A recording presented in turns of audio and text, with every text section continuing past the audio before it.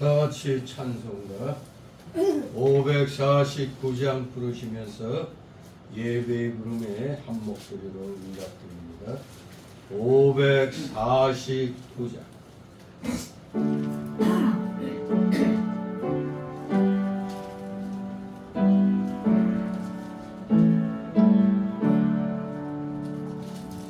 우리 기도를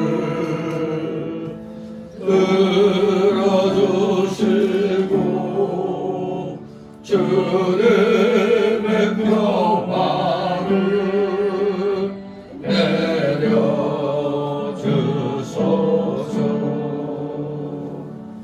아멘.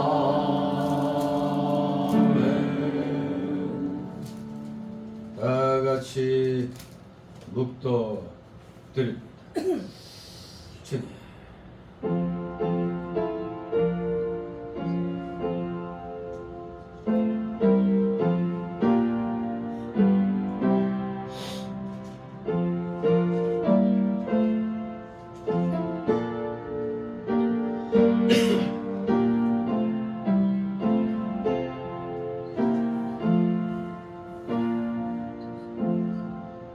주의 궁정에서 한 날이 다른 곳에서 첫날보다 나은즉 악인의 장막에 거함보다 내 하나님 문지기로 있는 것이 좋사오니 만군의 여호와여 주께 의지하는 자는 복이 있나이다. 아멘. 다같이 일어나셔서 찬송가 547장 하나님께 올립니다. 547장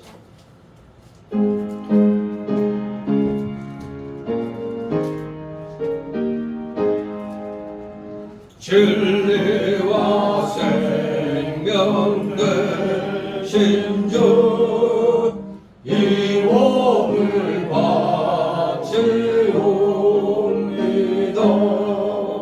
믿음과 소망 사랑에 한마음 되게 하소서.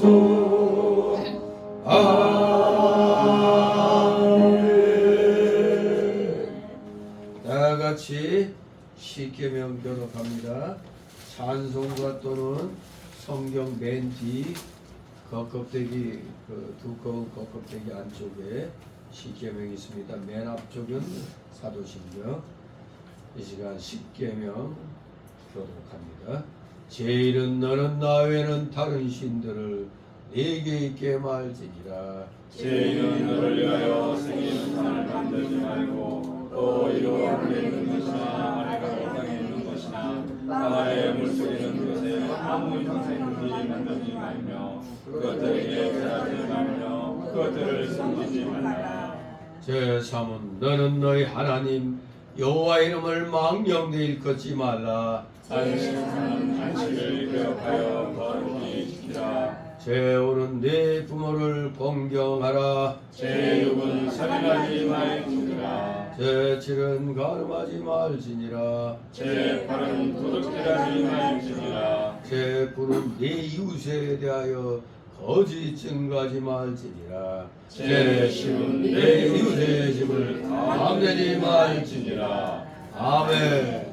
다같이 사도신경으로 신앙 고백 하나님께 드립니다.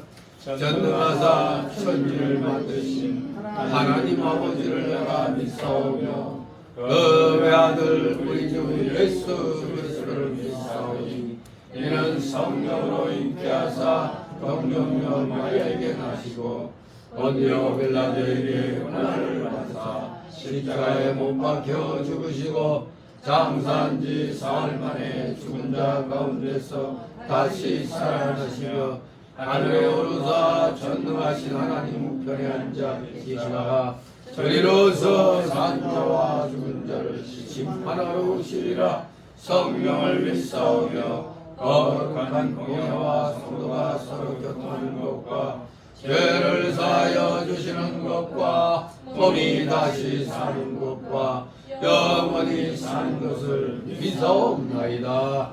아멘. 다같이 찬송가 1장 하나님 앞에 올립니다. 찬송가 1장.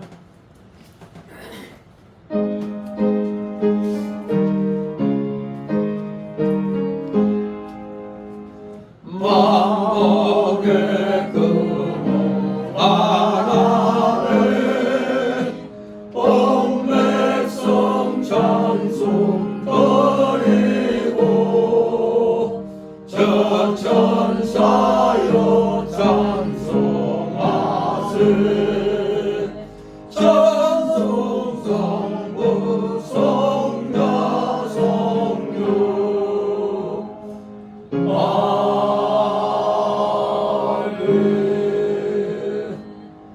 그 자리에서 오늘 주시는 하나님 말씀 받습니다. 구약 성경 이사야 45장 1절에서 13절까지 말씀 제가 봉독해 올립니다. 구약 성경 1021, 1022쪽에 있습니다. 이사야 45장 1절에서 13절 제가 봉독해 올립니다. 나 여호와는 나의 기름 받은 고레스의 오른손을 잡고 열국으로 그 앞에 항복하게 하며 열왕의 허리를 풀며 성문을 그 앞에 열어서 닫지 못하게 하리라. 내가 고레스에게 이르기를 내가 네 앞서가서 험한 곳을 평탄케 하며 논문을 쳐서 부수며 쇠빗장을 꺾고 네게 흑암 중에 보아와 은밀한 곳에 숨은 재물을 주어서 너로 너를 지명하여 부른 자가 나 여호와 이스라엘의 하나님인 줄 알게 하리라. 내가 나의 종 야곱 나의 택한 이스라엘을 위하여 너를 지명하여 불렀나니 너는 나를 알지 못하였을지라도 나는 네게 칭호를 주었노라. 나는 여호와라 나 외에 다른 이가 없나니 나밖에 신이 없느니라. 너는 나를 알지 못하였을지라도 나는 네 띠를 통일 것이요 해 뜨는 곳에서든지 지는 곳에서든지 나밖에 다른 이가 없는 줄을 무리로 알게 하리라. 나는 여호와라 다른 이가 없느니라. 나는 빛도 짓고 어둠도 창조하며 나는 평안도 짓고 환난도 창조하나니 나는 여호와라 이 모든 일을 행하는 자니라 하였노라. 너 하늘이여 위에서부터 의로움을 비같이 듣게 할지어다. 궁창이여 의를 부어 내릴지어다.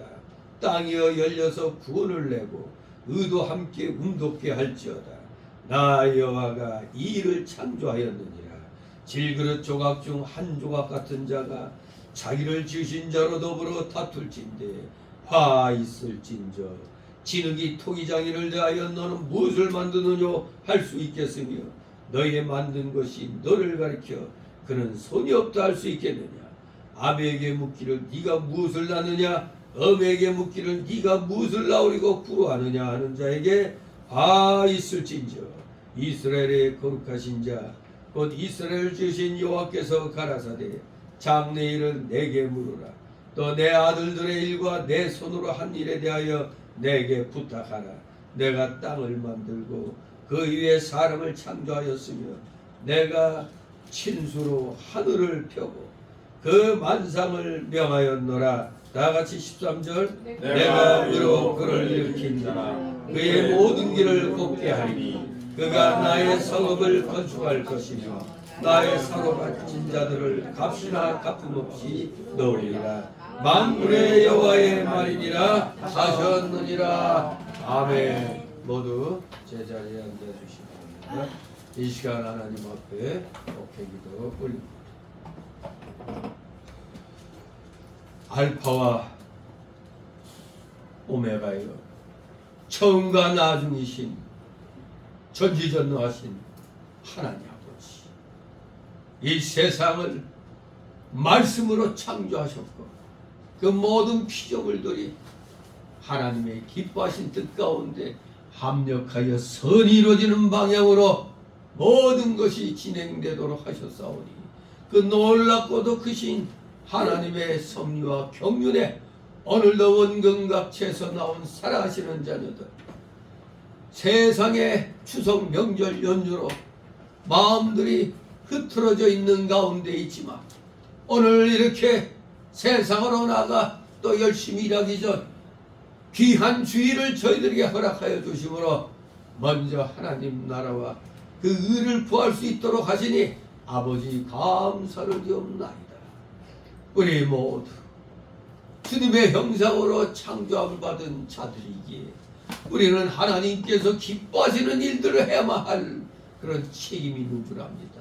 진실로 우리 사랑하시는 자녀들 입술을 열면 오직 감사합니다 하며 주님을 찬양하는 말만이 우리의 입 밖으로 나오게 하기를 소망합니다. 그렇게 저희들 온전히 인도하여 주시옵소서. 우리 속에는 여전히 옛사람의 그 죄악성과 부패성과 완악성과 연약성이 너무나 많이 남아 꿈틀거리기에 거듭난 새 사람의 영이 하나님 말씀대로 올바른 의의 길을 가려고 할 때마다 방해를 놓는 일이 너무나 많이 일어납니다. 우리의 머릿속은 이러면 안 된다고 하면서도 몸은 세상으로 악을 향하여 나아갑니다.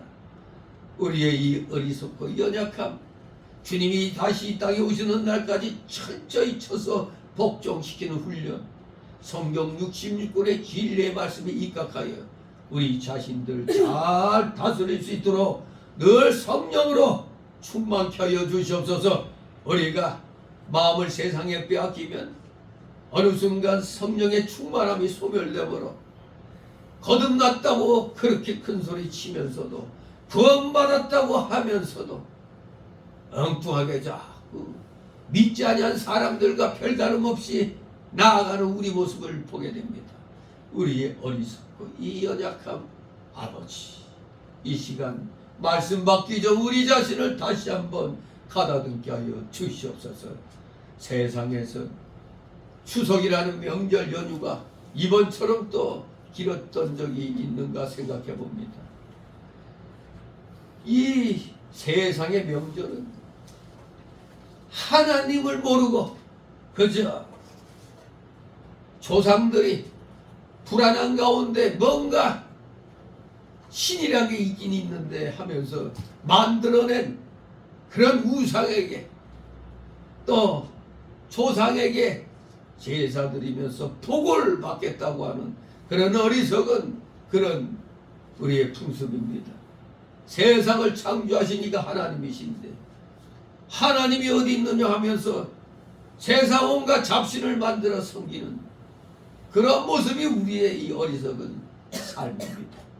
사람이 죽어봐야 지옥이 있다는 걸 알게 될 터인데 우리 기독자들은 우리 구원받은 자들은 이미 말씀을 통하여 천국과 지옥의 실제를 우리는 분명히 알고 있기에 우리는 세상 우상 숭배에 절대로 마음을 빼앗기지 않아야 되는 줄 압니다.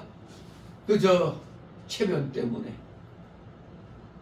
또 사람들이 다 그렇게 생각하지 않고 있으니 그들 비율을 맞추려고 우리 예수 믿고 구원받은 주의 자녀들이 자신도 모르는 가운데 자꾸 양보하다 보니 도대체가 믿음이 있는 것인지 없는 것인지 본인 자신도 또 헷갈리는 그런 삶을 살 수가 있나이다. 이번 추석 명절 연휴 기간 동안 혹시라도 그러한 삶을 조금이라도 살았다면 이 시간 말씀 받기 전 철저하게 주님 앞에 회개하는 자들 되게 하옵소서. 회개하는 자들은 하나님이 용서하여 주신다고 하셨사오니 우리 비록 예수님 믿고 온전한 그 구원을 천국 가는 구원은 받았지만 아직 우리는 상급받는 구원에 있어서 이 성화 구원을 이루는 데 있어서 아직 너무나 부족하오니 우리 열심을 다하여 회개함으로 진실로 하나님께 우리 다 같이 상급받을 수 있는 그러한 믿음의 사람들로 우리 자신들을 다시 한번 세우게 하여 주시옵소서. 감사드립니다. 정말 세상은 요동치고 있습니다. 지금 실질적인 전쟁과 함께 또 무역 전쟁이 엄청나게 강력하게 지금 대두되고 있나이다. 자칫하면은 세계 3차 대전이 일어날 수 있는 그런 상황까지 지금 몰리고 있나이다. 이럴 때 우리가 무엇을 해야 하겠나이까? 우리 다시 한번 하나님 앞에 우리 모두 무릎 꿇고 이 나라 이 민족을 살려달라고 구원해달라고 기도해야 되는 줄 압니다. 우리가 일제 36년을 거치고 또 하나님이 세우신 미국이라는 나라를 통하여 해방되게 하시고 또 동족 상잔의 비극이 일어났을 때도 우리 대한민국 편을 들어서 그야말로 낙동강 전선까지 몰려 곧 공산화가 될 그 찰나에 우리 대한민국을 돕게 주셔서 미국을 비롯한 유엔군을 보내주셔서 이 나라를 공산치하로부터 아버지 구해주신 줄 압니다. 우리 모두 하나님의 이 섬세한 이 손길을 우리는 깨달아야 되겠나이다. 이 대한민국은 지난날 5천년의 그런 우상숭배의 국가가 아니라 하나님을 섬기는 기독교 나라로 건국이 됐다는 사실을 우리는 잊어서 난이 되는 줄 믿습니다. 하나님이 세우신 이 대한민국 우리 모두 지켜야 되는 줄 압니다. 자유는 공짜가 아닙니다. 피 흘림 없이는 자유를 못 지킵니다. 근데 어느덧 이 나라가 또 거의 공산화의 물결 속으로 지금 쓰러져 가고 있습니다. 그런데 아직도 많은 국민들이 이걸 깨닫지 못하고 그저 주는 돈이나 감사히 받고 이것이 엄청난 빚더미로 우리의 목을 조인다는 걸 생각지도 아니하고 그저 받으려고 합니다. 공짜만 좋아합니다. 이건 망조가 들었나이다. 이 대한민국이 어떻게 이렇게 망조가 들었나이까? 하나님이 세운 이 나라가 어떻게 이렇게 망해가는데도 아직도 못 깨닫는 자들이 30~40%는 됩니다. 그래도 희망은 있지만 모든 중요 권력을 이 나라 악한 자들이 다 차지하고 있어서 한순간에 또 이 나라가 무너질 수 있나이다. 우리 모두 정신 똑바로 차려서 이 나라를 지키는 선두에 우리 기독자들이 앞장설 수 있도록 은혜 내려 주시옵소서. 우리 기독자들이 성령 충만함으로 말씀 충만함으로 우리 자신을 만들 때 이 세상 악한 세력이 우리 기독교인들 인하여 감히 이 대한민국을 하나님이 세우신 나라를 넘보지 못하게 될 줄 믿습니다. 하나님께서는 우리에게 구하고 찾고 두드리려고 하셨나이다. 기도했으며 이제 하나님이 주신 힘으로 이 악한 세력과 맞서 싸워 십자가의 정병으로서의 우리의 모습을 보이게 하옵소서. 이 나라 하나님이 세우신 대한민국 우리 기독교인들 정신 차려서 지켜나가는데 최선두의 승으로 말미암아 마침내 이 대한민국을 온전히 100% 기독교할 수 있도록 주님 은혜 충만케 하여 주시옵소서. 감사드립니다. 오늘도 또 여러가지 사연을 가지고 나온 우리 사랑하시는 자녀들 한 사람 한 사람 기억하여 주시옵소서. 진실로 추석 명절 연휴 기간 동안 하나님 앞에 불충했던 것들 철저히 회개하면서 이 시간 온전히 하나님 말씀 받을 준비 마음의 자세 다 갖추게 하옵소서. 졸음막이 물리쳐 주시고 악한 잡념의 마귀 세력들 이 시간 다 내쫓아 주시옵소서. 부족한 자의 입술과 영을 주건주장하여 주셔서 대언되는 귀한 말씀이 우리 성도들의 마음의 비에 온전히 새겨지게 하시고 영의 귀에 잘 박힌 것처럼 박히게 하여 주시옵소서. 감사드립니다. 마치는 시간까지 오직 주님께서만이 영광 홀로 받으시옵소서. 예수 그리스도의 이름으로 감사드리며 기도드리옵나이다. 아멘.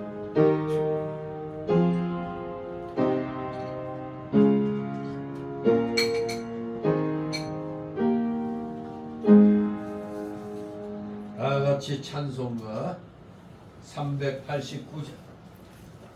389장 찬송입니다.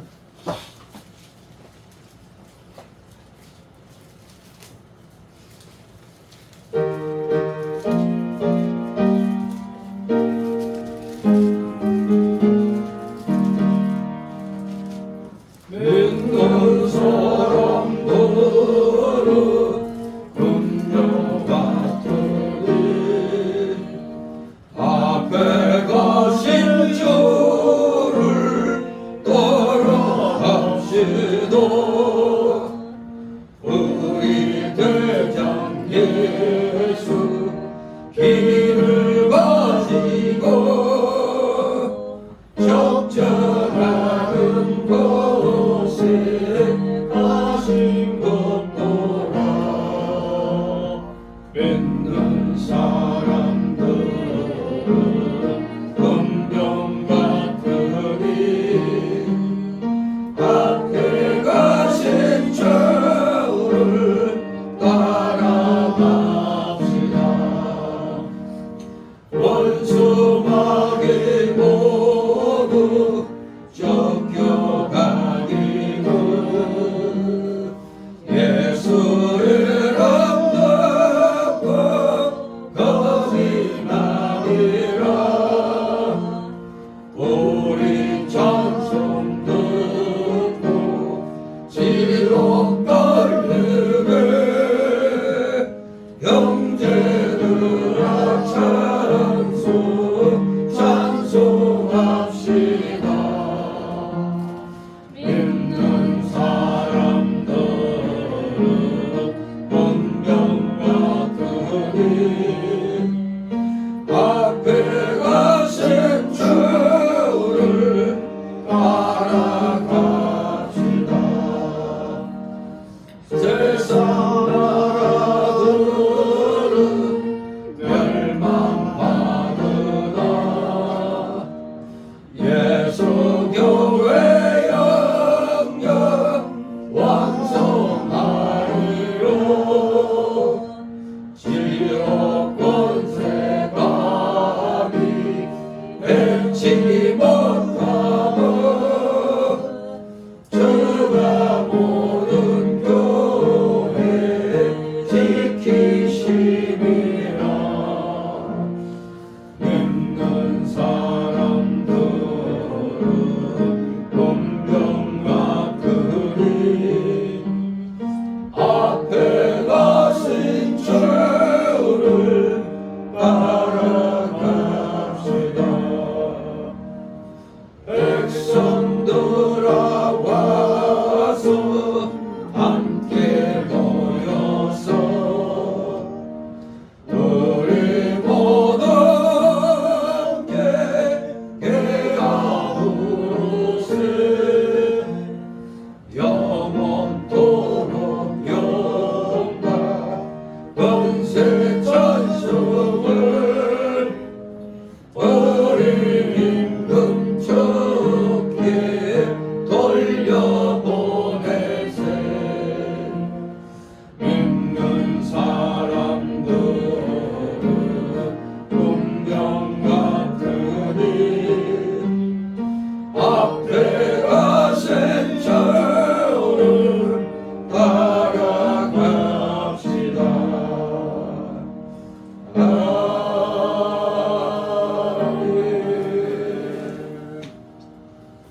주님의 이름으로 여러분을 환영합니다. 아멘. 추석 명절 연휴 잘 보내셨습니까? 너무 길어서 쉬다가 지치죠. 쉬다가 지치니까 또 피곤해집니다. 가장 스트레스 많이 받는 날이 월요일이라고 그러더라고요. 실컷 그냥 쉬고 느슨해진 세포가 또 하루 일을 시작하려고 할 때 스트레스 받는다고 그러는데 오늘은 스트레스 받는 날 아닙니다. 우리의 마음과 영이 육신과 함께 진정한 평안을 찾는 그러한 날입니다. 주님의 날, 주일은 우리에게 하나님이 복 주시기 위해서 주신 날입니다. 하나님께 영광 돌리면은 자연스럽게 우리에게 복을 내려주시는 날이 바로 이 주일인 것입니다. 그러니 복을 주시는 이 귀한 주의 날, 또 세상 명절 연휴가 아직도 안 끝났다고 생각하고 또 딴 데 가서 또 시간 보내는 사람도 있을 수 있습니다. 항상 우리 기독자들은 어딜 가든지 주일을 생각하면서 지내야 돼요. 아무리 재미있고 신나고 한다 할지라도 내일 모레가 주일이다 하면은 준비해갖고 주일 전날까지는 와야지. 주일날도 그냥 어영부영되고 적당히 하려고 하면 아니 되겠습니다.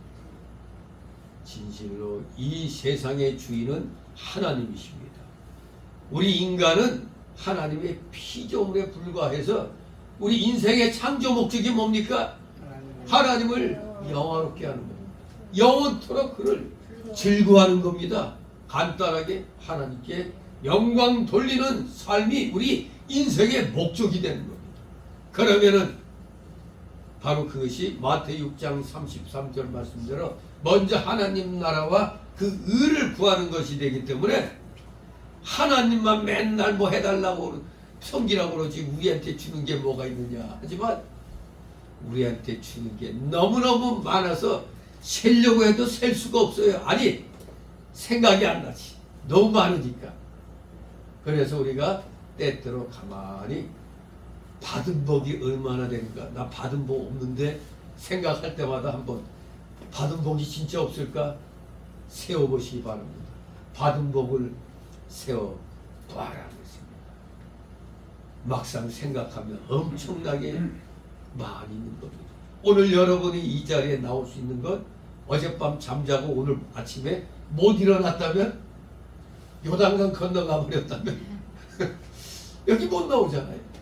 벌써 그것 자체가, 그러니까 일어났다는 것 자체, 숨 쉬고 있다는 것 자체, 생각하고 사람들과 만나는 것 자체, 모든 거 하나가 복되지 않은 것이 없는 것입니다. 그죠? 내가 육신적으로 뭔가 즐겁고 유쾌한 것만이 복이 아닙니다. 우리의 눈 떴을 때의 모든 게 하나님이 우리에게 복을 주셨다는 걸 기억하시기 바랍니다.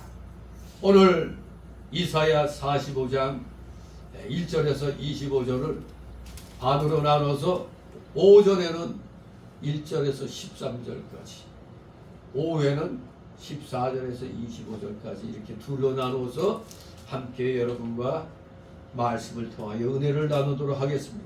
오늘 제목은 하나님의 섭리, 하나님의 섭리.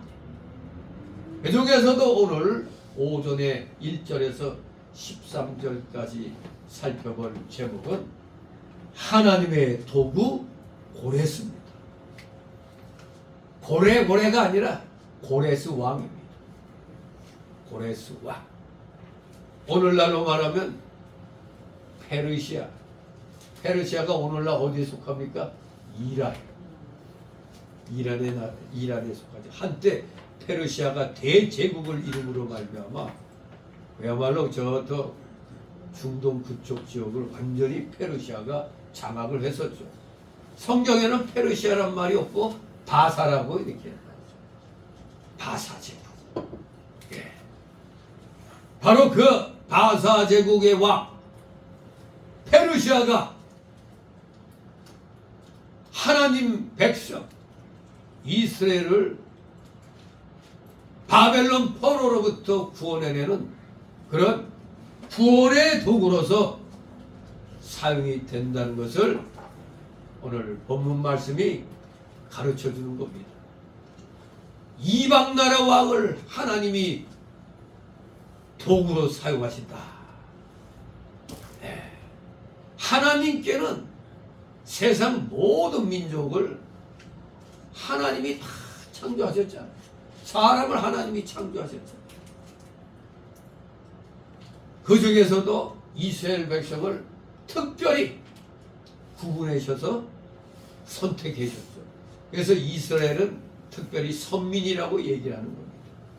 구약 때는 오직 이스라엘에게만 모든 복의 중심이 내렸지만 그 구약 시대에도 간간히 마치 실로에처럼 신약시대 이방인들, 모든 이방인들, 특히 하나님이 만세전에 구원해 주시기로 택해놓은 모든 자들, 비록 이스라엘 민족이 아닌 다른 민족에 속해 있을지라도 그들의 구원을 갖다 이미 구약시대에도 우리가 그 나오미야 하면은 딱 며느리 누가 떠오릅니까? 룻이 떠오르죠. 룻도 이방인, 선민이 아니었습니다. 또 우리 예수님 그 마리아의 몸을 통해서 이 땅에 오셨는데 그 전까지는 다 이 마태복음 보면은 예수님 족보 보면 다 아버지가 아들을 낳고 아버지가 아들을 낳고 그렇게 돼 있어요. 거기에 이제 맨 마지막에 마리아에게서 예수가 나오니라고 말씀하셨죠. 여인의 몸에서 태어났다고 성경에서 제일 정확하게 말씀한 데가 바로 예수님 탄생이죠. 다 아버지에게서. 그런데 딱 예수님은 마리아에게서.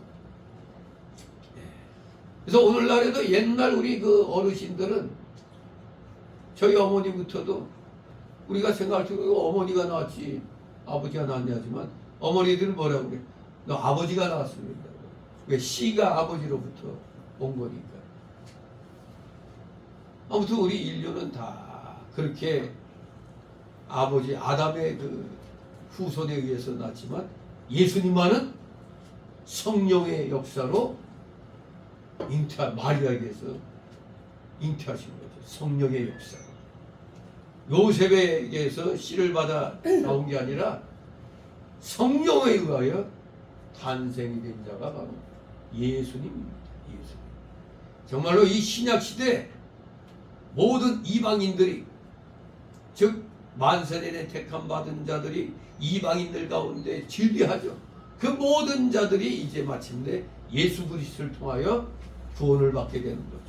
그 이방인의 구원의 역사도 이미 구약 성경의 실루엣처럼 다 암시가 되어 있는 겁니다. 진실로 여기에 등장하는 고레스 왕, 이방 나라 왕이지만 때가 되니 하나님께서 이 고레스 왕을 사용하여 주셔서 저 포로 생활 중에 있는 이스라엘 백성들을 구원해 내시고 마침내 또 신약 시대에 이르러 만세전에 하나님의 택한 자녀들을 다 구원해 주신다는 또 그러한 예언의 내용이 바로 이 이사야서의 내용입니다. 그래서 이 이사야서는 한마디로 간단하게 말하면 구원을 성취하기 위해 오실 그리스도에 대한 예언을 그 주요 내용으로 하고 있습니다. 그래서 이름하여 제5복음서라고도 얘기합니다. 우리가 4복음서 하면 마태, 마가, 누가, 요한복음이라 그러는데 여기에 바로 이 이사야서가 제5복음으로 불리는 겁니다. 이사야 복음이라고도 불려지지만 이만큼 오실 그리스도에 대한 예언을 주요 내용으로 하기 때문에 아주 이 이사야서가 굉장히 또 중요한 그런 예언서가 되는 겁니다. 더구나 이 이사야서는 토탈 몇 장으로 되어 있죠? 66장으로 되어 있는데 이게 참 묘하게도 우리가 구약은 몇 권, 신약 몇 권? 구약은 39권, 신약은 27권. 3927. 9구단을 웹시다. 상부는 27. 39 더하기 27이니까 66. 신기하게도 딱 맞아 떨어집니다. 근데 이 이사야서가 1장에서 39장까지가 바로 이 성경으로 말하면 구약에 대한 내용입니다. 구약 성경. 그리고 40장에서 66장까지가 신약 성경 27권에 해당되는 거예요. 그래서 이름하여 성경의 축소판이라 이렇게 얘기를 합니다. 그래서 이제 이 이사야서는 이제 크게 세 권으로, 이 66권을 세 권으로 나누게 되는데 1장에서 35장까지가 한 권, 36장에서 39장까지를 또 두 번째 두 권, 세 번째 세 권으로는 40장에서 66장, 이렇게 이사야서는 또 크게 세 권으로 또 나눌 수도 있어요. 그래서 첫 번째 한 권에 해당되는 1장에서 35장까지는 주로 하나님의 심판에 대한 예언의 말씀입니다. 하나님의 심판에 대한 예언, 하나님의 공의로운 심판은 범죄한 모든 자에게 내려진다는 내용입니다. 그리고 두 번째 책에 해당되는 36장에서 39장까지는 주로 역사적 사건을 다루고 있습니다. 주로 미래에 일어날 일들이 이 이사야서에는 예언되어 있지만 이 두 번째 권인 36장에서 39권까지는 과거 일에 대한 회상과 현실에 대한 묘사가 주를 이루고 있는 겁니다. 즉 이사야는 먼저 BC 701년에 유다가 아수르의 포위 공격을 면한 사실을 회상한 다음에 앞으로 있을 바벨론 침공은 피할 수 없을 것임을 예언합니다. 그게 36장, 37장에 예언된 겁니다. 과연 그 예언대로 결국 이스라엘은 바벨론에게 멸망당하지. 이 43권에 해당되는 40장, 66장은 이제 하나님의 위로가 소개되고 있습니다. 앞에서는 범죄와 심판이라는 어두운 색조와 침울한 내용이 기록되어 있다고 한다면 이 40장부터는 이스라엘의 회복과 하나님께로부터 비롯되는 소망의 밝은 내용이 기록되어 있는 것입니다. 이러한 소망은 하나님의 주권과 위엄에 근거함을 40장, 48장이 말씀하고 있고 또 49장에서 57장은 고난받는 종으로 오실 메시아 통치가 이루어지면 하나님의 새롭게 하시는 역사로 인하여 이 땅에서 평화와 번영과 정의가 이룩될 것임을 소개하고 있는 것입니다. 오늘 우리 이 45장은 하나님의 주권과 위엄에 근거하여 바로 바벨론에게 포로 생활하고 있는 이스라엘을 해방시킬 고레스 왕이 마치 앞으로 온 인류를 구원해 주실 메시아 예수 그리스도의 그 예표로서 이렇게 또 소개를 하는 것입니다. 진실로 이방 나라 왕 고레스가 이렇게 또 하나님의 손에 붙들려서 하나님 백성들을 구원하는 그런 귀한 도구로 쓰이게 된다는 것을 우리는 알아야 되겠습니다. 자, 한마디로 이 45장부터 역사를 주관하시는 하나님이 소개되고 있는데 이 이사야서 3권에 해당되는 그 일부로 봤을 때 1부, 2부 이렇게 나눴을 때 이 45장은 그 구원의 도구로 사용된 고레스와 구원받은 유다와는 반대로 저주받은 바벨론을 중심으로 이 전개되고 있는 것입니다. 3권의 일부의 후반부가 저주받은 바벨론을 중심으로 전개되고 있어요. 그러나 양자의 결론은 결국 택한 자의 구원과 승리를 하나님이 직접 수행하신다는 것입니다. 고레스와 구원받은 유다와는 반대로 저주받은 바벨론. 그러나 결국 그 결론은 택한 자의 구원과 승리를 하나님이 직접 수행하신다. 즉 하나님의 주권이 소개되는 것입니다. 이것은 하나님이 유다 역사뿐만 아니라 이방 역사까지도 즉 세계 역사를 동시에 주관하신다는 사실을 보여준 것으로서 하나님의 전 우주적 통치를 받아들이고 인정하는 오늘 우리들에게서는 우리 기독자로서는 당연하게 여겨질 수 있으나 지역적 폐쇄성이 심했던 고대인들에게는 우리가 느끼기 어려운 충격과 감동을 주었을 것입니다. 한편 오늘 우리 현대인도 하나님은 내 인생의 모든 영역을 주관하신다는 사실에 우리 다시 한번 각성할 필요가 있습니다. 내 인생은 내 마음대로 사는 거야가 아닙니다. 내 인생도 누가 주관하셔? 하나님이 주관하신 겁니다.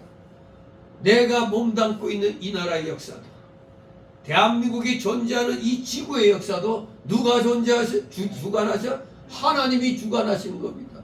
그러니 오늘날 여러분들 뭐 뉴스나 이런 걸 봤을 때 세계의 정세가 다 이렇게 소개되잖아요.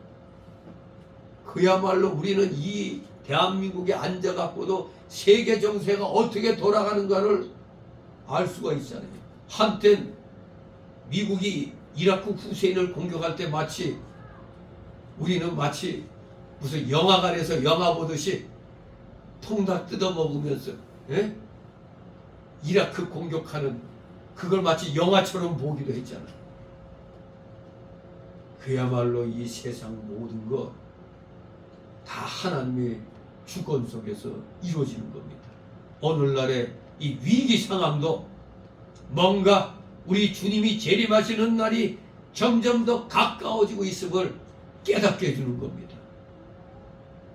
정말 이 세상 우리 눈에 보이지 않는 하나님께서 온전히 통치하고 계심을 우리는 느끼게 되는 겁니다. 신기하지 않습니까? 내가 나된 것, 내가 나된 나보다도 더 하나님은 나를 더 잘 아시고 우리 인간을 더 잘 아시고 모든 것을 지금 통치하고 계시는 겁니다. 바로 그러한 가운데서 이제 하나님이 고레스를 등장시킵니다.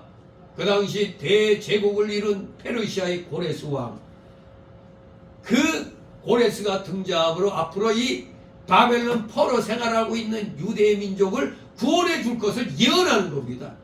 이 이사야가 앞으로 고레스가 등장하여 마치 예수 그리스도의 그 예표처럼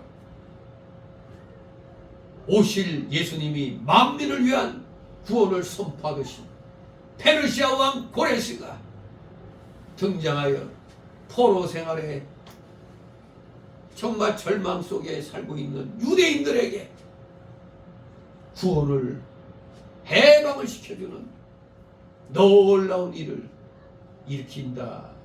이것을 우리 하나님께서 이사야 선지자를 통해서 우리에게 가르쳐 주는 겁니다. 그래서 오늘 이 45장은 앞에 43장, 44장과 아주 좋은 대조를 보입니다. 즉 앞에 장들이 유다를 중심으로 한 구원의 선포라고 한다면 오늘 보게 되는 이 45장은 고레스 왕의 등장과 만민을 위한 구원 선포를 전개하면서도 이 앞에 43장, 44장의 주제, 즉 하나님의 유일성, 사랑, 초월성을 계속해서 강조하고 있기 때문입니다. 그것은 앞에 두 장과 이 45장의 문장 구조를 비교해보면 잘 알 수가 있습니다. 이 45장은 크게 지금 오늘 5종과 5로 나눠서 살펴보는데 지금 보는 1절 13절이 고레스의 등장을 통해 보여주시는 하나님의 주권을 말하고 있습니다. 이 전반부가 하나님의 주권. 그리고 오후에 살피게 될 14절 25절은 만방의 구원에서 보여지는 하나님의 사랑을 말합니다.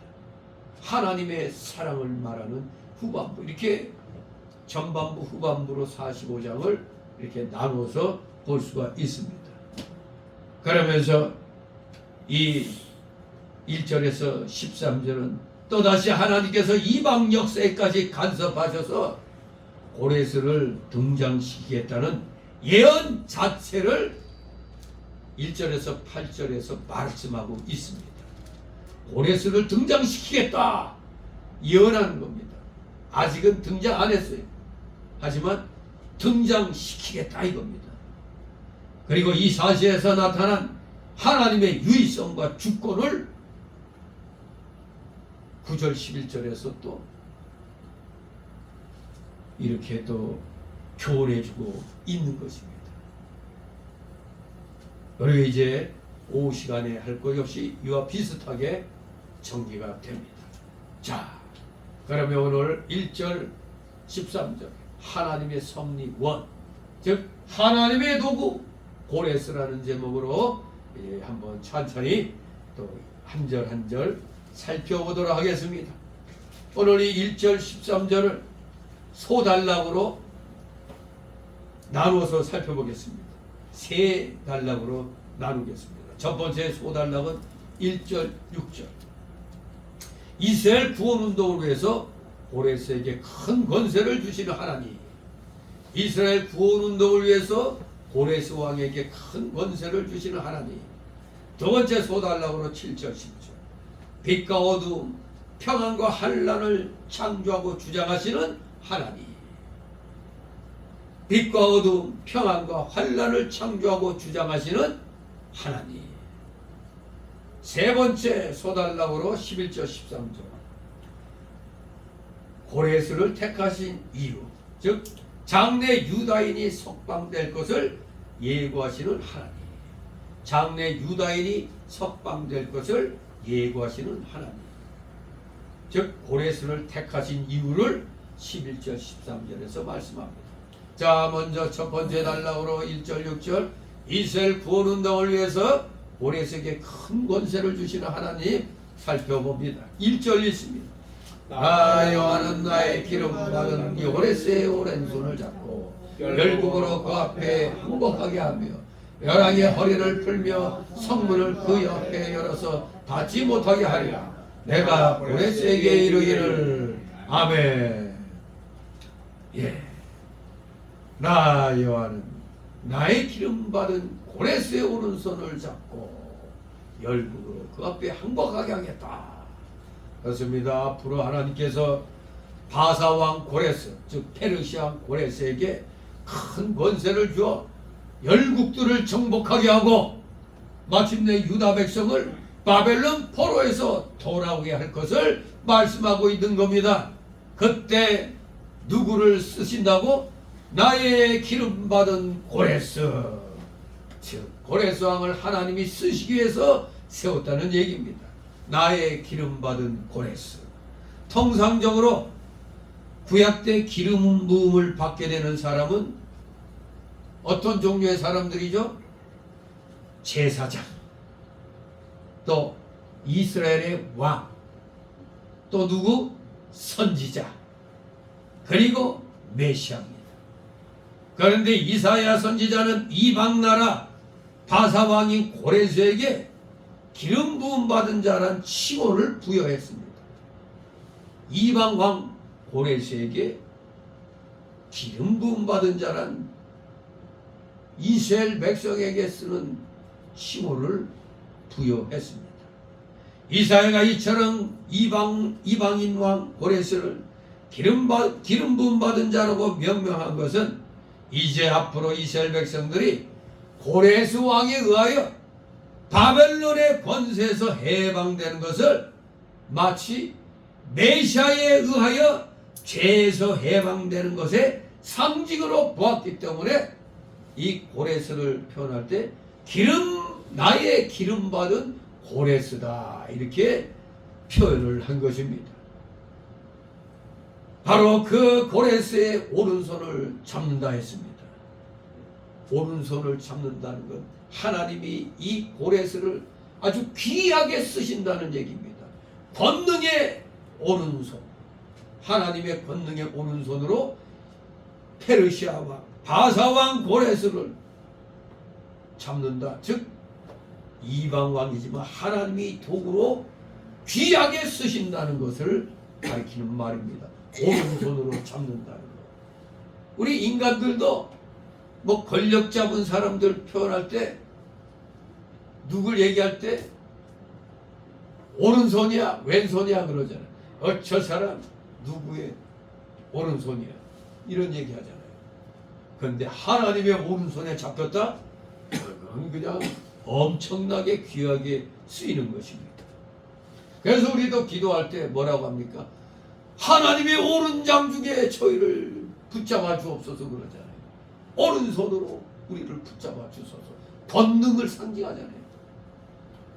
고레스 왕을 하나님이 이렇게 귀하게 쓰시는 겁니다.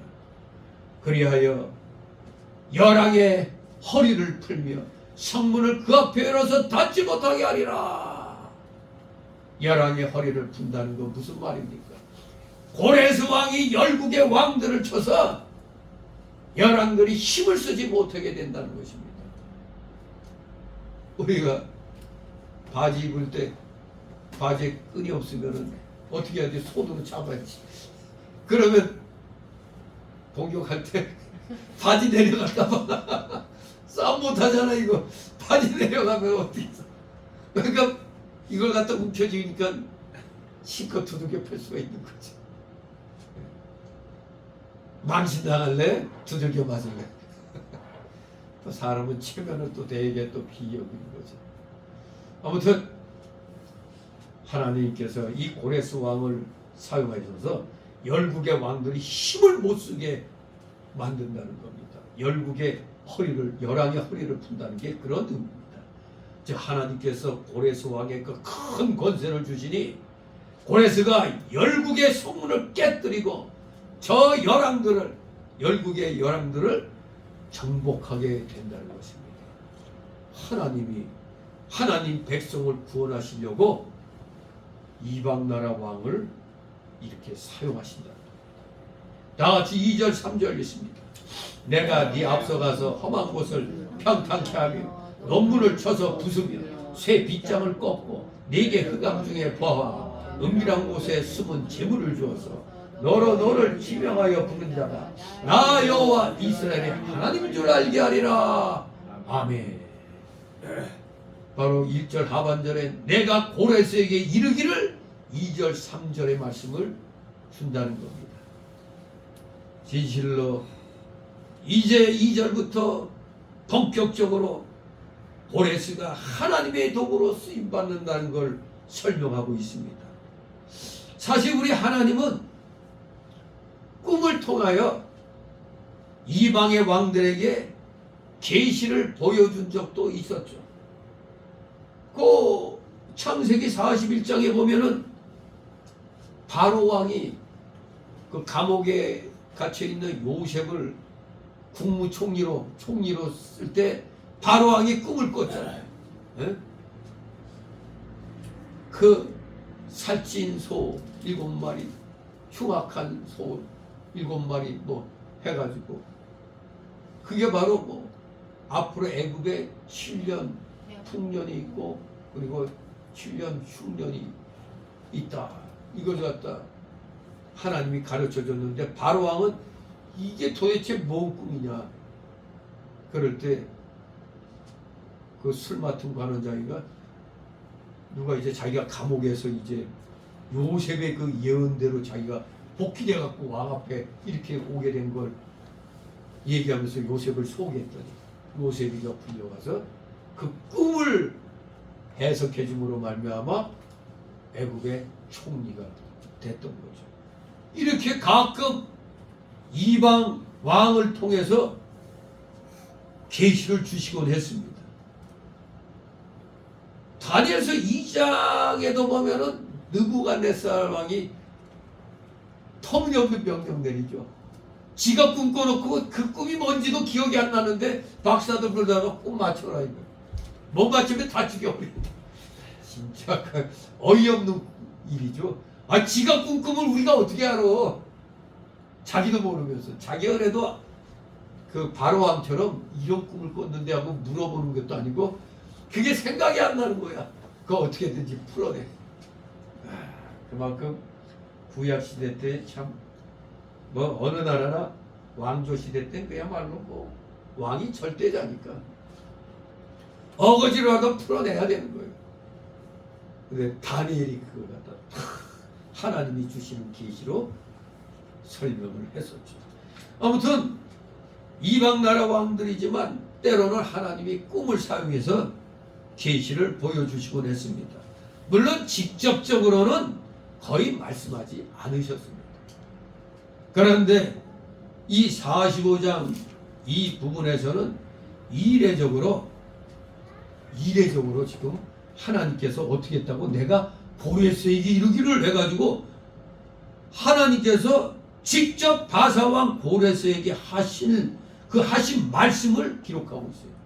이례적으로 진짜 거기다 꿈을 통해서 이러는데 직접 그냥 말씀하신 걸 여기 기록하고 있다 이겁니다. 하나님께서 고레스에게 이처럼 특별한 관심을 가지시는 데는 한 3가지 동기가 있습니다. 첫째, 여호와께서 참 하나님이라는 사실을 고레스에게 인식시키기 위함이 3절에서 말씀하고 있는 겁니다. 3절을 통해서 여호와께서 참 하나님이라 이것을 고레스 왕에게 인식시키기 위해서 직접 특별한 관심을 가지고 이렇게 말씀하신 겁니다. 두 번째 동기는 4절에 나옵니다. 이스라엘을 구원하시기 위한 도구로 삼기 위함이다.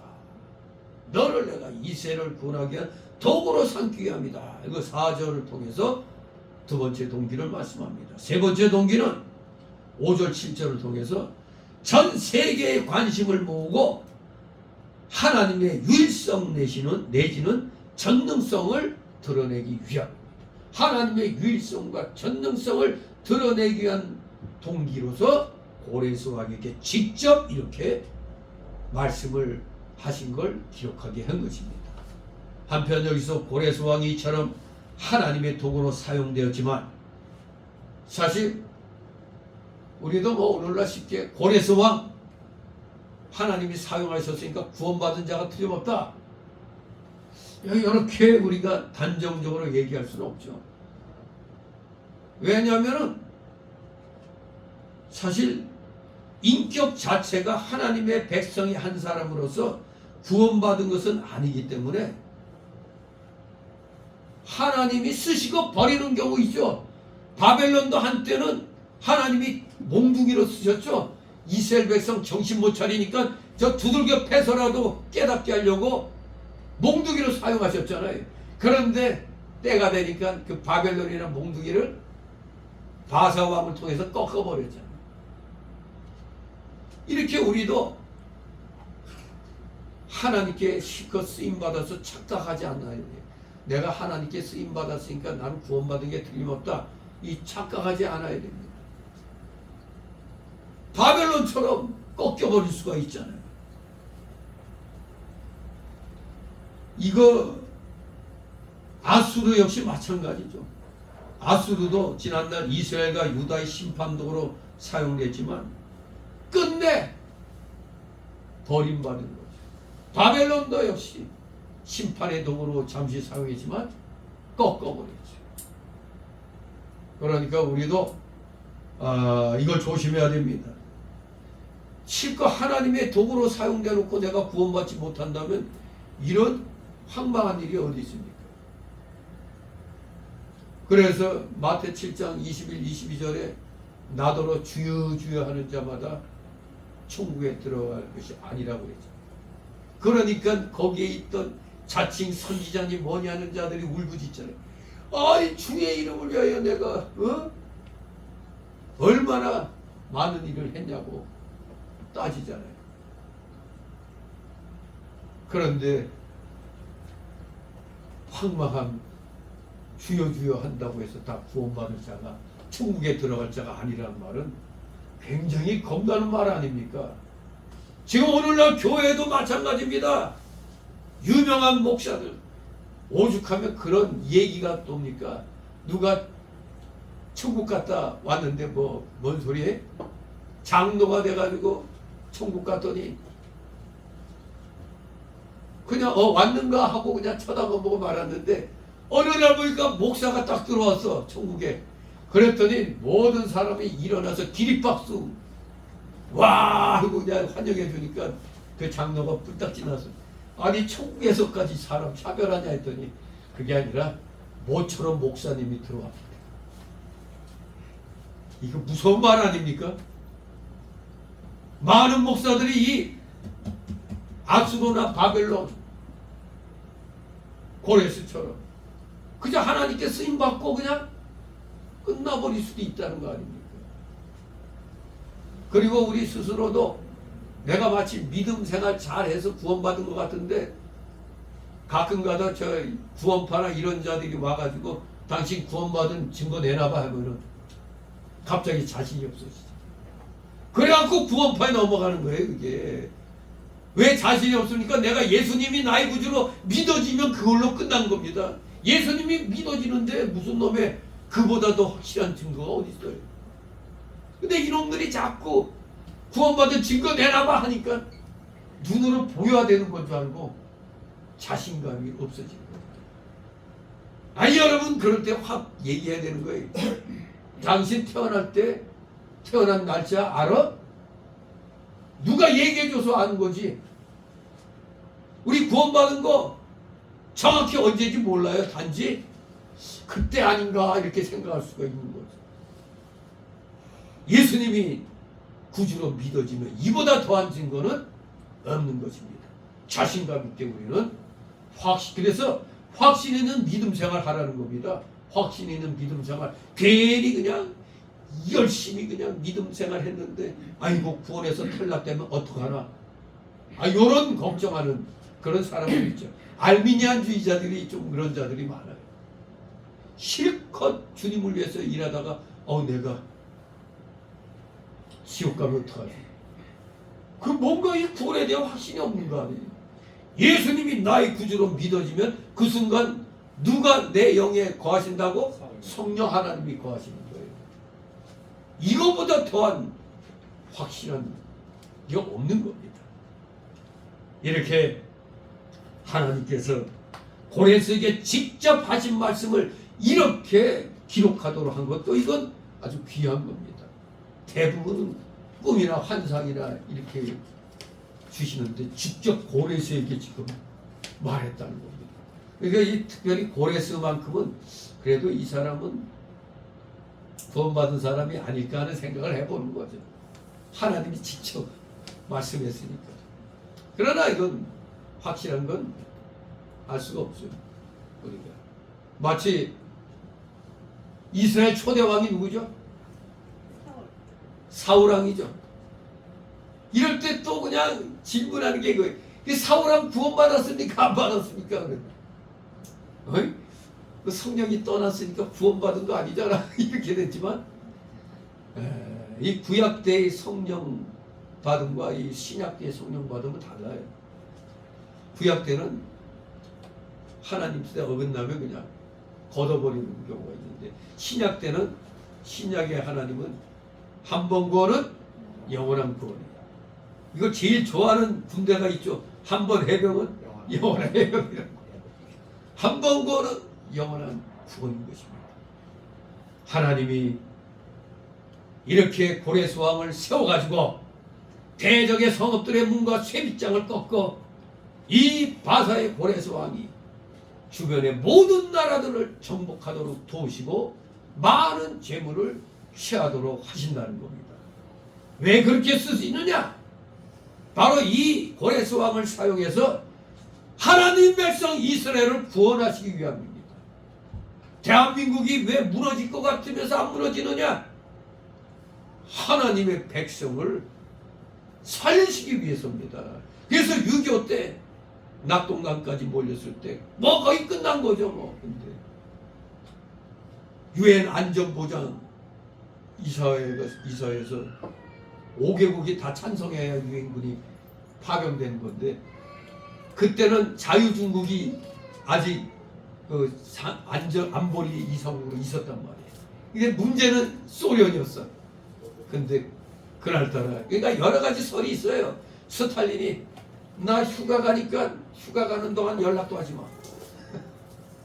그런데 그때 안전보장 이사회가 소집돼가지고 모두 그 소련 빼고 만장이지.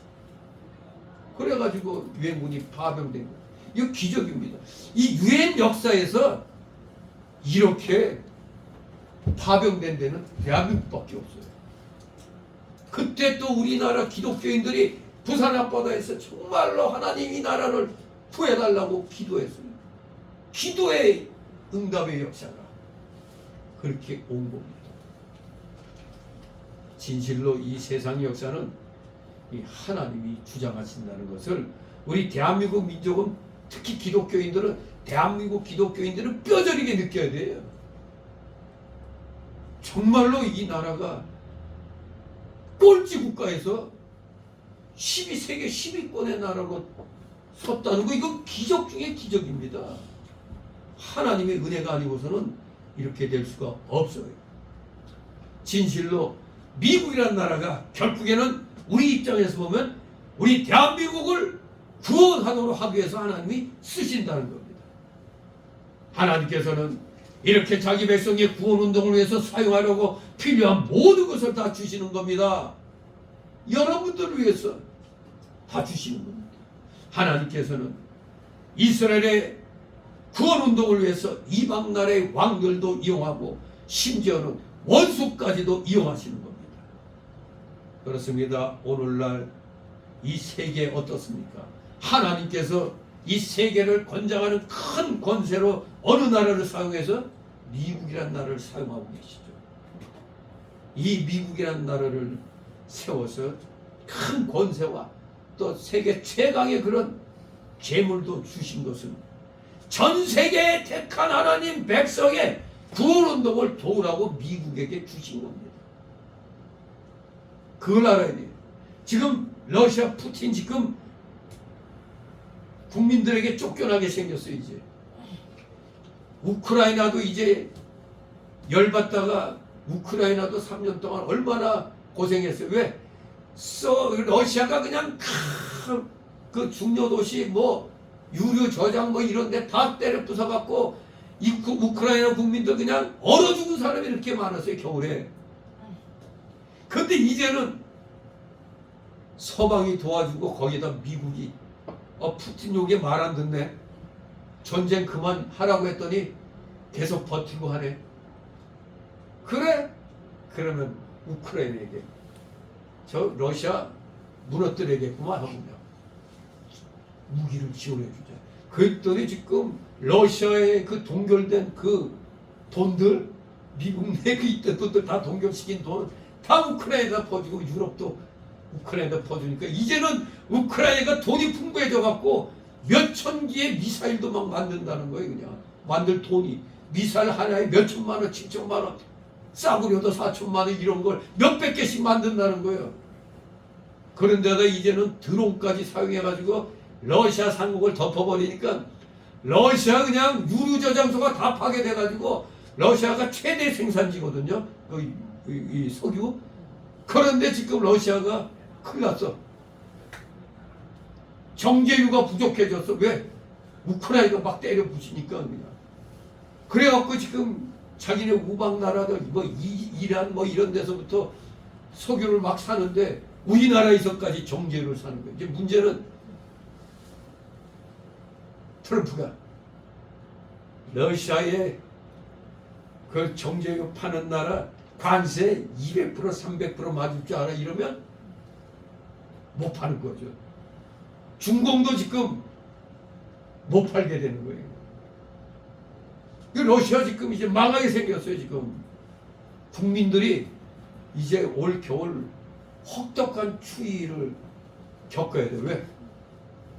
연료가 없어요. 연료가 다 때려 부수고 하니까.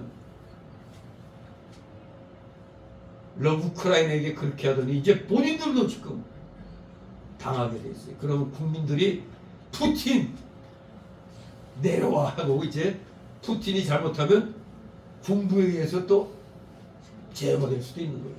우리나라도 똑같아요. 지금 우리나라 지금 아주 이 정권 무지하게 위험합니다. 지금 이러다가 우리 국민들이 이제는 폭력 사태로 들어갈 수도 있는 거예요. 맨날 평화 집회만 하다가 이제는 끈 떨어지면 어떻게 되겠어요? 네팔처럼 정치인들 다 때려 죽여라 이렇게 나오는 수가 있는 겁니다. 왜? 여러분부터가 삶이 핍박해지고 굶어 죽게 생기니까. 만약 여러분 이번 겨울 연료도 못 되게 된다면 그 원망을 누구한테 할까요? 이놈들에게 하는 거지. 내려와라 이놈들하고 그렇게 나올 거 아닙니까? 아직 국민들이 지금 배가 불러요. 등 따스워서 돈 좀 안 주나? 15만 원 줬더니 또 안 주나 했더니 10만 원 줘. 이제 또 안 주나 내년에 또 줄 거야 아마 지방선거. 막 찍어내 지금 뭐 전환기를 뉴스 보니까 LA 공항인가 어느 공항에서 벌써 환율이 어떻게 되느냐. 지금 우리가 1달러가 1,400 얼마였는데 뭐 1,500원 어쩌고 저쩌고 했는데 뭔 헛소리 하지 마. 그 공항에서는 1달러에 2,000원이 넘어. 잘못하면 우리나라도 휴지 조각 되는 거예요 이거예요. 지금 우리 굉장히 위험한 상황입니다. 환율이 지금. 잘못하면 우리도 비누 한 장 살려고 할 때 한 보따리 돈 싸갖고 가서 또 해야 될 수도 있는 거예요 이게. 그렇게 되면 안 되겠죠. 그런데 올 수도 있다 이겁니다. 세계 패권을 주장하는 미국이 지금 흔들고 있습니다. 흔들고 있어요. 러시아도 곧 저러다 무너지고 중공도 까불고 있지만 저 히토류 가지고 통제하겠다니까 트럼프가 열나가지고 에이펙에 필요 없어. 안 만나 필요 없어. 미국이 히토류가 없어서 그런 게 아니에요. 히토류 생산하려면 이게 환경 오염이 많거든. 그래서 이제는 히토류 생산하려고 이제 하는 거죠. 전에 제가 중국에 그때 신학교 그걸로 해서 갔을 때 어디 이거 관광지에 갔는데 이 냇가에 물이 흐르는데 우리의 이런 물 같은 물이 아니야. 허연 물이 내려오는 거야. 그래서 아 이거 무슨 물이 이런가 했더니 그때 몰랐는데 지금 생각하니까 그 히토류 그런 거 같더라. 그만큼 오염이 되는 거예요. 그런데 뭐 공산당 놈들은 뭐 국민의 그런 거 신경 안 쓰잖아요. 죽든 말든 자기네 그것만 하면 되니까. 그 미국이나 이 우방국은 그렇지 않잖아요. 국민의 생명을 귀여기기 때문에 함부로 안 하거든요. 그런데 이제 어쩔 수 없어. 자연이 좀 오염된다 할지라도 히토류를 해야 돼. 아 중공이 그거 가지고 자꾸 까불잖아. 정말로 지금 하나님이 이렇게 트럼프라는 사람을 사용해 가지고 지금 세계를 지금 다시 손보고 있는 겁니다. 왜 그러냐? 세계 모든 택한 백성을 구원하는데 너 힘써라 이겁니다. 지금 트럼프를 하나님이 그렇게 쓰시는 거예요. 미국이라는 나라를. 여러분이 알아야 돼. 제2차 세계대전 때 소련이 그때 스탈린이 독일의 공격에 의해서 무너지게 됐어요.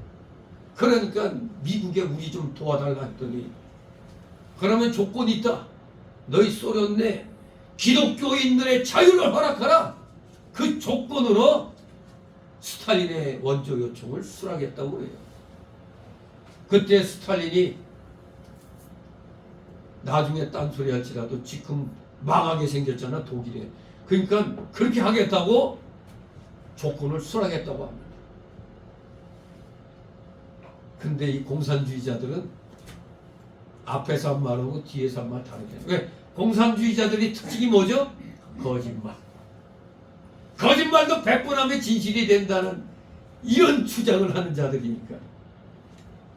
우리나라도 6.25 사변 때 유엔군이 참전하지 않았더라면 우리나라는 이미 진작 공산화되고 기독교는 말살됐을 것입니다. 하지만 우리 하나님은 오로지 우리 한국에 있는 택한 백성들을 구원시키기 위해서 미국이라는 나라와 안전 보장 그 이사회 통해 가지고 유엔군을 파병하는데 전원일치 동의를 해가지고 유엔군을 이렇게 동원시켰던 겁니다. 그래서 우리나라를 건져주신 겁니다. 기적 같은 일입니다. 기적 같은 일이 대한민국에서 일어났던 겁니다. 그러므로 우리도 하나님이 주신 권세와 재물을 가지고 하나님의 구원운동에 바로 사용하면 그것으로 말미암아 하나님이 영광받고 또 하나님이 더욱더 많은 생명들을 살려내는 일을 하게 되는 겁니다. 그러나 여러분 분명히 알아야 돼요. 하나님이 주신 것 하나님을 위해서 사용하지 않으면 하나님께서 주신 것마저 빼앗아가 버리고 만다는 걸 기억하시기 바랍니다. 하나님께 은혜 받았으면 그 은혜 받은 거 기억해야 돼요. 이걸 잊어버리면 갖고 있는 것도 뺏어버리는 겁니다. 4절 5절 4절 있습니다. 내가 나의 종 나의 택한 이스라엘을 위하여 너를 지명하여 불렀나니 너는 나를 알지 못하였을지라도 나는 네게 칭호를 줬노라. 아멘. 하나님께서는 선민 이스라엘의 구원운동을 위해서 고레스 왕에게 큰 세력과 재물을 주시고 지명하여 불렀습니다. 이스라엘을 구원하시려고 페르시아를 대제국으로 만들어 주신 겁니다. 그래서 근동의 국가들을 다 정복하게 한 겁니다. 뭐 때문에? 이스라엘의 구원운동을 위해서 그랬다 이겁니다. 너는 알지 못하였을지라도 나는 내게 칭호를 주었노라. 물론 고레스는 이방 나라 사람이기 때문에 하나님을 알지 못했습니다. 그러나 하나님께서는 그가 태어나기 전에 칭호를 주셨다고 또 풀빛 주석에 보면 또 그렇게 또 주석을 해놨어요. 태어나기 전에. 물론 하나님의 만세전의 그 예정 가운데 이루어진 일이죠. 고레스가 바사왕이 되고 그 칭호를 받게 된 것은 온전히 하나님의 주권적 섭리 하에서 된 것입니다. 그래서 고레스는 하나님께서 44장 28절에 보니까 나의 종 나의 목자, 또 지금 여기 45장 1절에 보니까 나의 기름 받은 자라고 이런 칭호를 받은 것입니다. 하나님의 주권적인 섭리하에서 이루어진 겁니다. 5절 6절 있습니다. 나는 여호와라 나 외에 다른 이가 없나니 나밖에 신이 없느니라. 너는 나를 알지 못하였을지라도 나는 네 띠를 통일 것이요 해 뜨는 곳에서든지 지는 곳에든지 나밖에 다른 이가 없는 줄을 무리로 알게 하리라. 나는 여호와라 다른 이가 없느니라. 아멘. 하나님께서 고레스 왕을 통해서 이 하나님 백성에게 큰 구원을 베풀어 이 세상에 여호와만이 참 신이다 이것을 알게 하신다는 겁니다. 이 세상에 잡신들 얼마나 많습니까? 그러나 그것은 다 허상이죠. 사람이 만들어낸 거예요. 그리고 마귀 새끼들, 악령들, 저 귀신들이 지들이 신인 양 참칭하는 거죠. 참 신은 오직 하나님 한 분밖에 없는 것입니다. 그리하여 내가 네 띠를 동이겠다 말씀합니다. 고레스 왕에게 권세와 힘을 주신다는 걸 말하는 겁니다. 남자의 경우에 있어서 허리에 띠를 띈다는 것은 힘을 돋우는 것을 상징합니다. 우리가 무슨 일을 할 때 허리띠를 확 동여내면 힘이 나잖아요. 힘이. 끈을 갖다 확 동여내면 힘이 납니다. 힘을 돋우는 걸 상징하는 것이죠. 결국 조그만 나라 유다를 위하여 제국의 역사까지 대제국 페르시아의 역사까지 미리 섭리하셔서 고레스 왕에게 해방자로서의 능력을 갖게 해주시겠다는 이 5절의 이 말씀은 하나님 주권의 위대성, 아울러 성도를 향한 하나님 사랑의 깊이를 세상 실감나게 하시는 겁니다. 역사의 주관자 하나님이 자그마한 나라 이스라엘을 구원하려고 바사, 이 페르시아를 대제국으로 만들어서 사용하신다는 이 말씀. 내 띠를 통이겠다는 말이 대제국으로 만들어주겠다는 겁니다. 권세와 힘을 주신다. 이런 하나님이십니다. 그러면서 우리 하나님은 두 번째 소달라로 7절 10절을 통하여 창조주로서의 위엄을 보입니다. 빛과 어두운 평안과 환난을 창조하고 주장하시는 하나님을 소개합니다. 7절 있습니다. 나는 빛도 짓고 어둠도 창조하며 나는 평안도 짓고 환난도 창조하니 나는 여호와라 이 모든 일을 행하는 자니라 하였노라. 아멘. 한마디로 이 말씀은 하나님은 우리 인간의 생사화복을 주권 주장하신다는 얘기입니다. 생사화복. 그러나 다른 신이나 우상들은 빛과 어두운 평안과 환난을 조성하지도 못하고 주장하지도 못합니다. 빛과 평안은 하나님을 순종하는 자에게 주시는 것이요 어둠과 환난은 하나님을 순종치 않는 자에게 주시는 겁니다. 이 악에 속한 자들은 우리가 흔히 뭐라고 표현해요? 세상에선 안 믿는 자들도 어둠에 속한 자라고 그렇게 표현하잖아요. 예수 안 믿는 자들도 조폭이나 이런 자들은 밤의 황제이고 그렇게 얘기하잖아요. 어둠, 환란, 그건 하나님을 순종치 않는 자에게 주시는 겁니다. 어둠을 창조했다는 것은 다른 의미로는 마귀를 창조했다는 뜻도 포함되어 있어요. 어둠, 마귀는 한마디로 어둠입니다. 하나님께서 마귀를 창조했고 이 세상에 죄가 들어오는 것을 예정했습니다. 요때 퀴즈, 돌발 퀴즈. 그러면 내가 죄를 지어도 죄의 책임은 내가 아니라 하나님이네. 왜? 하나님이 마귀를 만들어가지고 마귀가 죄 짓겠으니까 결국 책임은 누구 책임? 하나님 책임. 맞는 거예요? 아닙니다. 하나님께서는 털큰만큼도 어둠이 없습니다. 죄는 마귀로부터 오는 것이요 죄의 책임은 마귀에게만 있는 겁니다. 왜냐하면 성경에 하나님은 죄가 없다고 했기 때문입니다. 이건 우리 인간의 상식으로 볼 땐 이 죄 맞지 않는데 마귀를 하나님이 창조했는데 죄는 또 마귀가 창조했다면 궁극적으로 하나님이 창조한 건데 하나님은 죄가 없다고 그래요. 이거 헷갈리죠. 이치 안 맞아. 그래서 중세 때 황금의 입이라고 불렸던 유명한 설교가 있어요. 터툴리아. 터툴리아는 뭐라고 했느냐? 우리가 이치에 안 맞기 때문에 믿고 불합리하기 때문에 세상 사람들이 볼 땐 불합리하다고 생각하는데 불합리하기 때문에 확실한 것이다. 이렇게 얘기하는 겁니다. 이치에 맞지 않은 것 같으나 믿는 것이 신앙이고 불합리한 것 같으나 믿으면 확실한 겁니다. 이게 기독교입니다. 그러니까 세상 사람들 눈에는 이치 안 맞아. 그러나 우리는 그건 니들 생각이고 우리는 성경 말씀대로 성경 말씀이 맞으면 맞는 거예요. 완전히 이게 가치관이 다른 것이죠. 하나님은 마귀는 창조하셨어도 죄는 창조하지 않으신 겁니다. 결코 죄란 것은 내 마음 속에서 마귀의 유혹에 넘어가서 내가 짓게 되는 거죠. 아무튼 괜히 핑계 댈 거 없어갖고 하나님이 책임지셔 하면 그건 아주 허망한 얘기입니다. 죄를 지가 짓고 왜 하나님이 책임지라고 합니까? 그게 안 되는 거죠. 마치 내가 죄 짓고 나서 아빠 엄마가 책임져. 왜? 나 나왔으니까. 이렇게 생각해 보세요.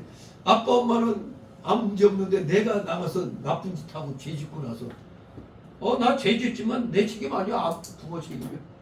물론 궁극적으로는 부모가 도덕적인 그런 책임을 지지만 죄에 대한 책임은 법정에서는 당사자에게 너 징역 몇 년 때리지 부모에게 징역 몇 년 안 때리잖아요. 아무튼 우리 인간이 생각할 때 아리송송하지만 우리 기독교회는 세상 사람들이 이치 안 맞는다 할지라도 우리는 믿는 겁니다. 불합리하다 하더라도 성경으로 볼 땐 맞아. 이게 믿음인 것입니다.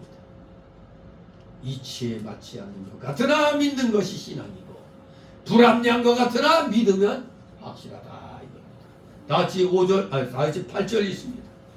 너 하늘이여 위에서부터 의로움을 비같이 쏟게 할지어다. 궁창이여 의를 부어내릴지어다. 땅이여 열려서 구원을 내려 의도 함께 응답게 할지어다. 나 여호와가 이를 창조하였느니라. 아멘. 아주 멋진 시적인 표현입니다. 하나님께서 의와 구원을 유다 백성에게 베풀어 바벨론 폴에서 돌아가게 할 것을 가리키는 것과 동시에 여기에 중요한 게 있죠. 신약 시대의 그리스도로 말미암아 의와 구원을 택한 백성에게 베푸신다는 걸 가리키는 겁니다. 바로 이런 의미가 여기에 있는 것입니다. 하늘과 궁창과 땅에게 의를 내린다는 것은 시적인 표현이죠.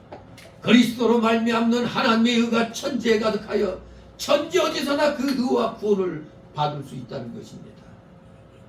이 일을 창조하였느니라. 나 여호와가 이 일을 창조했다고 말씀합니다. 하나님께서 택한 백성의 구원 계획을 미리 하시고 그 계획대로 실천하신다는 겁니다. 하나님께서 이 세상의 죄와 마귀에게 얽매였던 택한 우리 백성들에게 구원과 참된 자유와 생명을 주어 영원하게 하신다는 것입니다. 다 같이 구절이 있습니다. 질그릇 조각 중 한 조각 같은 자가 자기를 지으신 자로 더불어 다툴진대 와 있을진저 진흙이 토기장이를 대하여 너는 무엇을 만드느냐 할 수 있겠으며 너의 만든 것이 너를 가리켜 그는 손이 없다 할 수 있겠느냐. 아멘. 예, 간단히 말하면 하나님께서 절대적인 주권으로 바벨론에서 유다 백성을 해방시키시는 것에 대해서 누구도 힘을 할 수 없다는 겁니다. 하나님 백성을 구원하는 일을 방해하는 자는 화를 받게 되는 겁니다. 그는 손이 없다. 할 수 있겠느냐? 토기장이한테 자기를 만든 토기장이한테 손이 없다 이렇게 말할 수 없잖아요. 질그릇 조각 하나가 토기장에게 당신 기술 없다고 무시할 수 없는 거 아닙니까? 같이 질그릇 조각과 같은 우리 인간이 조물주에게 나 왜 이렇게 만들었느냐고 할 수가 없는 겁니다. 마치 뭐 자녀가 부모한테 왜 낳느냐 똑똑한 자녀로 안 낳고 말이야 이렇게 맹하게 낳냐고 따지는 거나 똑같은 거죠. 선택과 유기에 대해서도 피조물은 항구할 수 없습니다. 또 하나님 백성을 구원하는 일에도 피조물들은 항구할 수가 없는 것입니다. 하나님과 인간 사이의 관계가 여기 표현한 대로 토기장이와 토기의 관계로 비유를 한 것은 여기뿐만 아니라 29장 16절 30장 14절 41장 25절 64장 8절 예레미야 18장 로마서 9장 21절 여러 곳에서는 토기장이와 토기 관계로 하나님과 인간 사이의 관계를 설명을 했습니다. 그런데 여기 9절에서 이러한 비유가 등장하게 된 이유는 당대 하나님의 주권적 구원의 방법과 집행에 대하여 의심하거나 불평하는 자들이 있었기 때문입니다. 이에 대해서 하나님이 이렇게 토기를 자기 마음대로 여러 모양으로 만들 능력과 권리가 있는 토기장이와 본래 한 덩이 진흙에 불과한 토기를 첨예하게 대조시킴으로써 첫째는 우리 인간은 하나님께 불평한 권리와 근거가 없다. 둘째로 이런 불평은 다 무익하다. 셋째로 오히려 저주를 초래하게 된다는 걸 경고하는 겁니다. 함부로 오늘날 우리 자녀들도 함부로 부모한테 왜 날 이렇게 낳았냐고 불평하셔는 안 된다는 겁니다. 그것도 포함이 되는 거예요. 그냥 우리가 그냥 하나님 보고 왜 이렇게 우리를 창조해 놓으시고 이렇게 고생시키냐고 불평하는 거나 똑같은 겁니다. 10절 있습니다. 아베에게 묻기를 네가 무엇을 낳느냐 어베에게 묻기를 네가 무엇을 낳으려고 구하느냐 하는 자에게 화 있을진저. 아멘. 이렇게 따지는 자들에게 뭐가 있어? 화 있을진저. 부모가 아무리 못났어도 자녀가 부모에게 함부로 하면 안 되는 게 이런 겁니다. 화받고 싶으면 부모한테 원망 불평하는 겁니다. 자식이 부모한테 승질난다고 함부로 말하면 안 됩니다. 왜 나 이렇게 낳습니까? 힐문하며 원망하고 따지는 건 우리식으로 말하면 어떤 자요? 불효막심한 자입니다. 불효막심. 앙하와 저주를 받을 자라 이렇게 얘기를 하는 겁니다. 부모가 자기를 낳아주고 길러주신 것에 대해서 언제나 감사하고 보답하며 효도해야 되는 겁니다. 나는 왜 이렇게 낳습니까? 차라리 낳지 않았다면 절뻔하지 않았겠습니까? 너 왜 이렇게 길렀습니까? 왜 공부시켜주지 않았냐고 이렇게 원망하는 거 이거 다 악한 일입니다. 이런 말하는 자들은 뭐라고? 화 있을진저 벌받을 일입니다. 부모에 대하여 원망하거나 불평하는 것도 큰 죄인데 하물며 하나님께 대해서 왜 이렇게 했습니까? 하고 따지는 사람의 죄가 얼마나 크겠느냐 이겁니다. 하나님께서 하시는 구원운동에 대해서 불평하거나 반항하는 자는 반드시 망합니다. 무엇을 낳으려고 구하느냐 이 말은 하나님 백성들의 구원운동을 위해서 노력하는 걸 비방하는 말이죠. 애 낳을 때 고통당하잖아요. 왜 그랬느냐 노력한 그거 비방하면 기가 막히지 않습니까? 지에게 생명을 줬는데 도리어 비방을 하다. 우리 모두 함부로 부모 원망하면 안 됩니다. 함부로 하나님 원망하면 안 됩니다. 결국은 뭐야? 화 있을진저. 마지막 세 번째 쏟아달라고 11절 13절 장래 유다인이 석방될 것을 예고하시는 하나님, 즉 고레스를 택하신 이유를 말씀합니다. 다같이 11절 13절 믿습니다. 이스라엘의 거룩하신 자 곧 이스라엘 주신 여호와께서 가라사대 장래일을 내게 물으라. 또 내 아들들의 일과 내 손으로 한 일에 대하여 내게 부탁하라. 내가 땅을 만들고 그 위에 사람을 창조하였으며 내가 친수로 하늘을 펴고 그 만상을 명하였노라. 내가 의로 그를 일으키니라. 그의 모든 길을 곱게 하리니 그가 나의 성을 건축할 것이며 나의 사로잡힌 자들을 값이라 값없이 놓으리라. 만군의 여호와의 말이니라 하셨느니라. 아멘. 앞 구절에서 이스라엘 백성들의 불평을 단호하게 거절하신 하나님께서는 그 대신에 다른 방법을 제시하여 이스라엘 백성들을 격려하십니다. 첫째, 장래 이스라엘이 어떻게 될 것인지 하나님께 기도하여 보라는 겁니다. 둘째, 이스라엘 백성들의 기도에 대하여 하나님께서는 그 기도를 들어주실 능력이 있고 또 실제로 유다를 구원해 주실 구체적인 방법, 즉 고레스의 등장을 지금 제시해 주시는 겁니다. 진실로 우리 하나님은 무대책한 하나님이 아니십니다. 지극히 작은 일에서까지 대책을 주십니다. 하나님의 택한 백성 선민에 대하여 대책 없이 포로 생활하게 하고 이방인들에게 무시당하게 놔두지 않습니다. 그래서 창조주 되신 하나님께서 이렇게 장차 유다 백성을 구원할 계획을 내가 말할 테니 똑바로 들으라 이겁니다. 그러므로 우리가 왜 기도합니까? 여기 나오죠. 장래를 내게 물으라. 이건 뭡니까? 기도하라는 뜻입니다. 기도해보라. 장래 이스라엘이 어떻게 될 것인지, 장래 우리 하나님의 자녀들이 어떻게 될 것인지 기도해보라는 겁니다. 또 내 아들들의 일과 내 손으로 한 일에 대하여 내게 부탁하라. 한결같이 기도하라 이겁니다. 인간사에 대한 하나님의 계획을 묻고 다음에 이스라엘 내 아들들을 구원하는 일은 하나님께 의존하라. 하나님께 부탁하라는 겁니다. 오늘날로 말하면 우리의 모든 일거수일투족 다 하나님께 아뢰라는 겁니다. 그게 기도입니다. 여러분 기도할 때 마음에 있는 것 다 아뢰야 되는데 요거는 감춰놓고 기도하는 사람 있어요? 기도는 하나님께 남김없이 다 아뢰는 겁니다. 남김없이 다 아뢰는 거예요. 이거 숨기면 안 됩니다. 그런데 답답한 사람들이 있죠. 자기가 아파도 얘기도 안 하고. 여러분 우리 아플 때 하나님 이거 낫게 해주세요 하잖아요.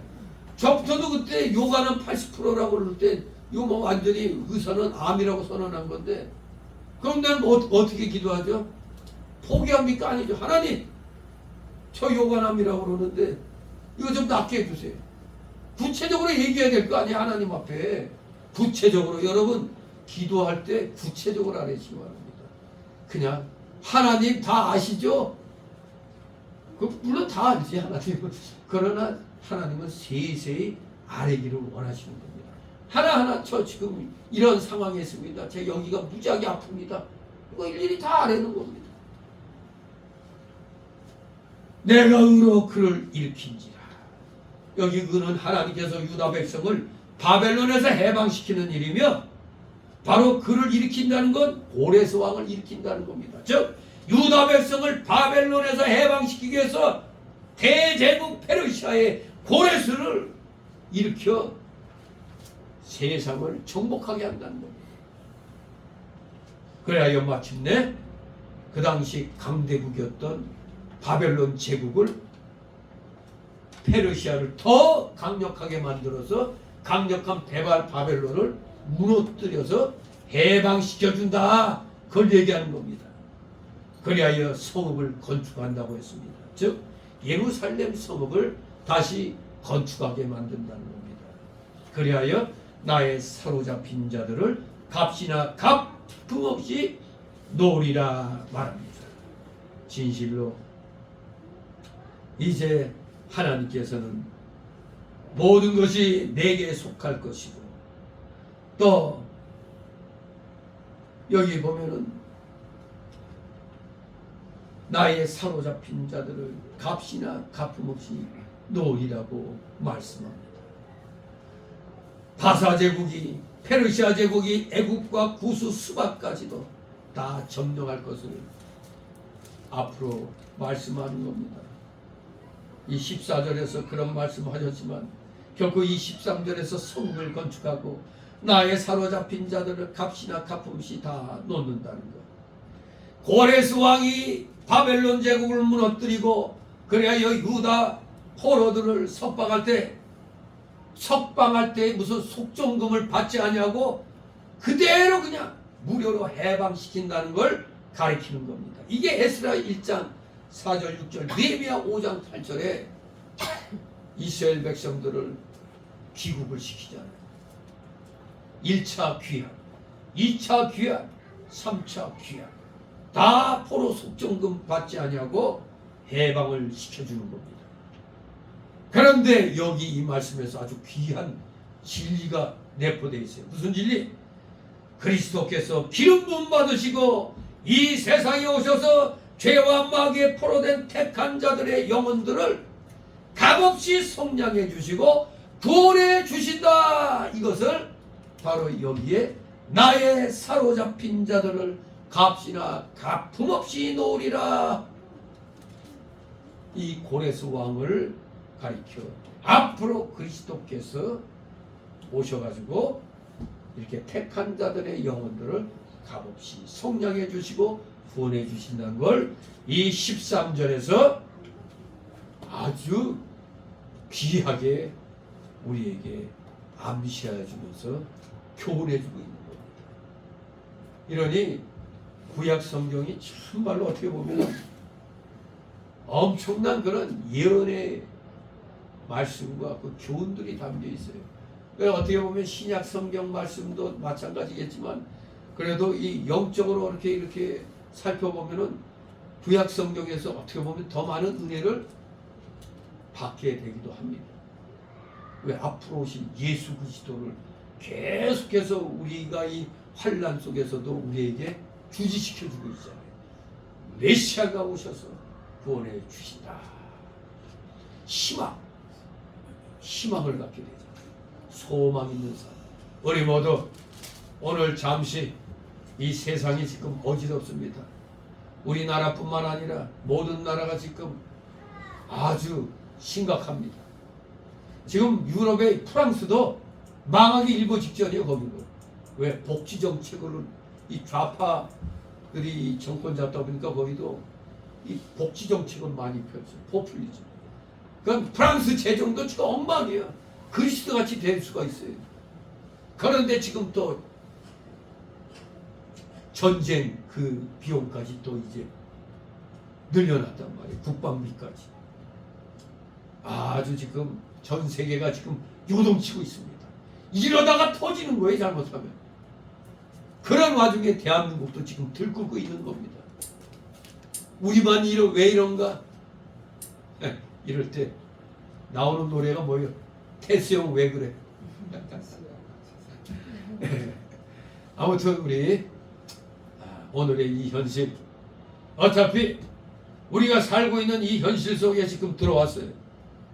굉장히 혼란이 지금 진행이 되고 있습니다. 그래서 지금 한간에서는 그래요. 빨리 돈들을 뭐로 바꿔놓으라. 이런 얘기가 막 돌아요. 하지만 우리는 뭡니까? 내일 지구가 멸망할지라도 우리는 오늘 사과나무 한 그루 심는 심정으로 오늘 하루 열심히 최선을 다해서 살면 되는 겁니다. 괜히 아이고 어떻게 그럴 필요 없어요. 오늘 현실에 충실하시기 바랍니다. 그것이 우리 기독자의 모습입니다. 하나님이 하나님 택한 백성들 70년간 포로 생활에 있는 자들도 풀어주셨는데 우리 같은 이런 정말 희미한 거 아닙니까? 70년 포로 생활한 자들과 오늘 우리가 잠시 환난당하는 거 비교가 안 되잖아요. 이거 잠시 잠깐이면 끝나는 겁니다. 하나님께서 풀어주신 줄 믿고 우리 모두 최선을 다하여 오늘 일로 최선을 다하자, 이런 자세로 열심히 살아가시는 여러분 되시기를 주님의 이름으로 축원합니다.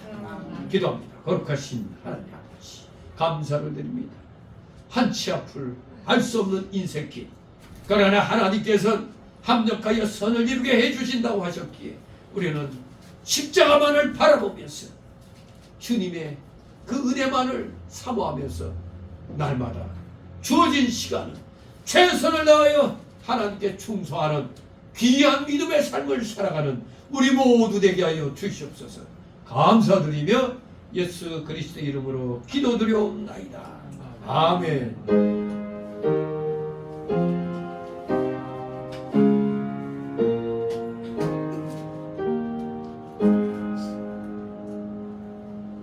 다같이 찬송가 422장 하나님 앞에 올립니다.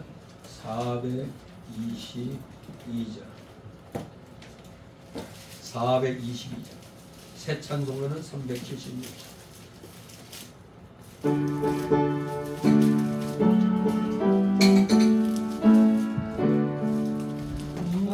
나그네와 같은 내가 비비고서 가니 전능하신 나의 주여 내 손잡고 가소서. 하늘 양식 내게 먹여주소서. 하늘 양식 내게 먹여주소서. 수정 같은 생명수로 항상 되어 주시고 불광으로 기름으로 갈 길 인도하소서.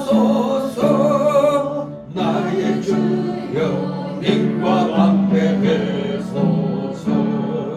나의 주여 님과 함께 되소서. 요단강을 건널 때에 거기 함께 하시고 저기 배는 가나안 땅 편히 함께 하소서. 나의 주께 항상 찬송 드리니 나의 주께 항상 찬송 드리니.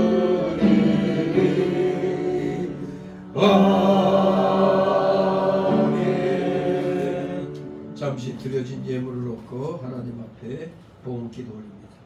사랑과 은혜가 풍성하신 거룩하신 하나님 아버지, 오늘 이렇게 또 명절 연휴로 육신이 피곤해진 가운데 있지만 하나님 나라와 그를 먼저 구하기 위하여 이렇게 귀한 주님께 예배드리는 자리에 참여하여 경배드리게 하시니 아버지 감사를 드립니다. 더 감사할 일은 이렇게 주님 앞에 예배드리러 나올 때 비록 세상에서는 힘든 일이 많지만 하나님 나라와 그를 먼저 구하던 심령으로 하나님께서 허락하신 각자의 그 생활 영역에서 최선을 다하여 맺은 귀한 열매들을 10의 1조로 드리고 또 주일 예물로 드리게 하시고 각종 명목의 감사 예물들, 차량 예물, 건축 예물, 목회자를 위한 예물 이렇게 아낌없이 바치는 이 귀한 손길들 한 사람 한 사람 기억하여 주시고 그들의 가정과 하는 생업 위에 우병 위에 놀라운 복이 임하게 하옵소서. 하늘의 신령한 복과 땅 위에 기름진 복이 100배, 60배, 30배로 임하게 하옵소서. 혹시나 물질로 고통당하고 있는 우리 성도들 있습니까?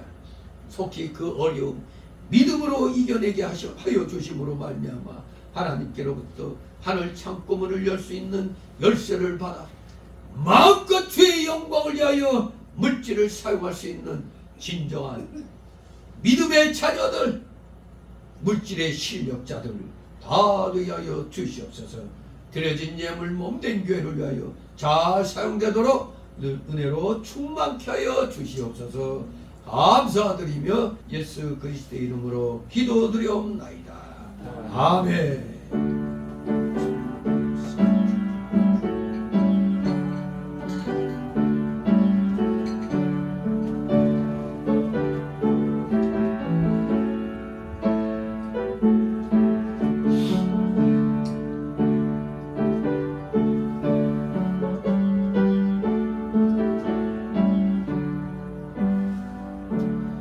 네, 이 시간은 새신자 소개 시간입니다. 예, 등록된 카드 한 장 올라왔습니다. 우리 이병남 씨, 우리 박수로 우리 환영해 주시기 바랍니다. 반갑습니다. 처음으로 교회 나오셨다고 그러는데 대단히 지금 아프죠? 이게 엉덩이가 오랫동안 앉아 계셔서 아마 힘드실 겁니다. 고문을 당하신 건지도 몰라요. 아무튼 우리 서로 성도 간의 귀한 교제 나누시기 바랍니다. 광고 말씀 보신 줄 압니다. 벌써 두 번째 주일입니다. 그리고 이번 주인가 다음 주인가 이번 주에 여기 제가 빼먹었는데 효도 관광이 있습니다. 18일 날 오늘 그래서 이따 날짜 저쪽에. 그러니까 오늘 여성교부 원례가 점심 식사회 있죠. 그때 이제 결정이 아마 될 텐데 뭐처럼 또 한번 바람새로 또 한번 나가는 것도 좋습니다. 우리 항상 무슨 모임 있을 땐 참여하도록 힘을 쓰시기 바랍니다. 우리 다 같이 일어나셔서 62장 부르시는 축도로 마십니다. 62장.